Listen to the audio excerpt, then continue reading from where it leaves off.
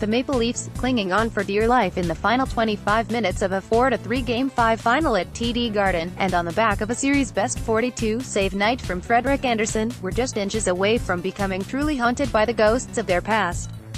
The Stay-Puft Marshmallow Man?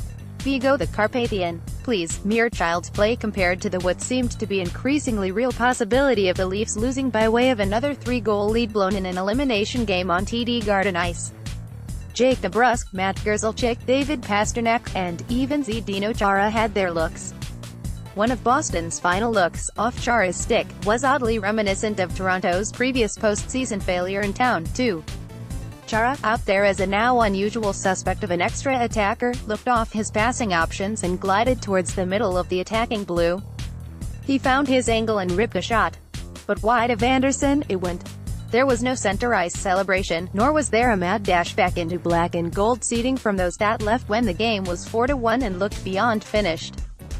Most of all, there was no much-needed elimination of those pesky Maple Leafs, the stuff that we've done lately, defend, get saves. That didn't happen early on, a blunt Bruins head coach Bruce Cassidy, whose team is now forced to play at least one more game while the Lightning rest after winning their Game 5, said after the loss. We found our legs eventually and fought our way back in, but the start wasn't good enough, and with the series now shifting back to Toronto for a momentum-swinging Game 6, it's the Bruins that will find themselves in a position to fight off the ghosts of their past.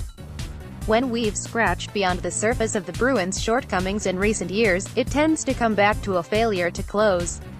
Relevant or not, the Bruins choked their way out of a postseason spot in back-to-back seasons.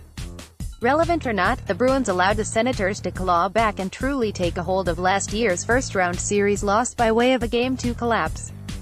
This year's team also failed to capture the East's No.1 seed when in complete control of their own destiny in the final week of the regular season. These failures to close have also defined some of the Black and Gold's top-tier talents in recent memory.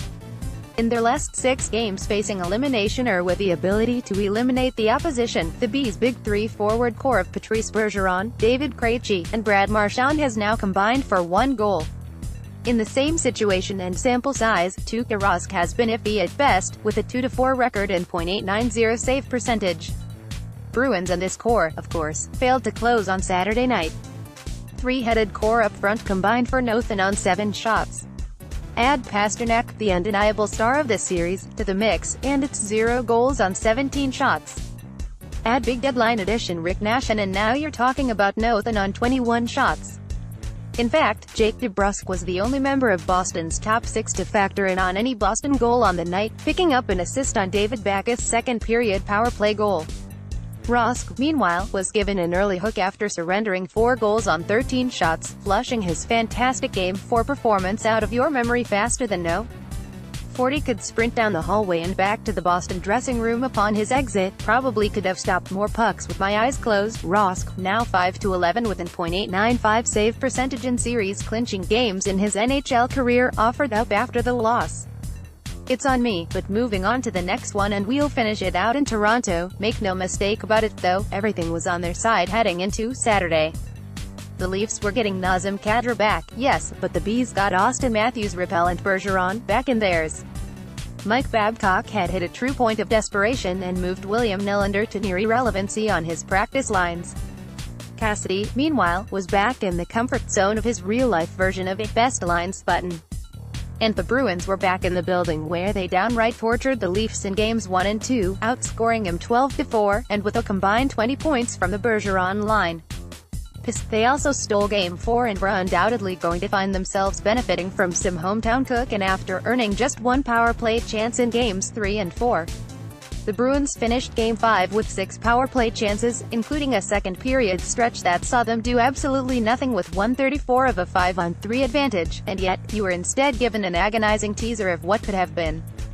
You were also reminded of the perilous and often nauseating uncertainty that comes with an inability to finish on your chances. For the second time this series, Boston set a season-high in shot attempts, 90, possession, 69.77%, scoring chances for, 52, and also surrendered a season-low in scoring chances against, with just 19, but successfully playing the role of Peter Venkman. Though his haircut is more Gozer, Andersen has officially forced you to move on from the idea that 4-1 leads can be overcome should the game be played against the Leafs, in Boston, and meaningful. That's in the past.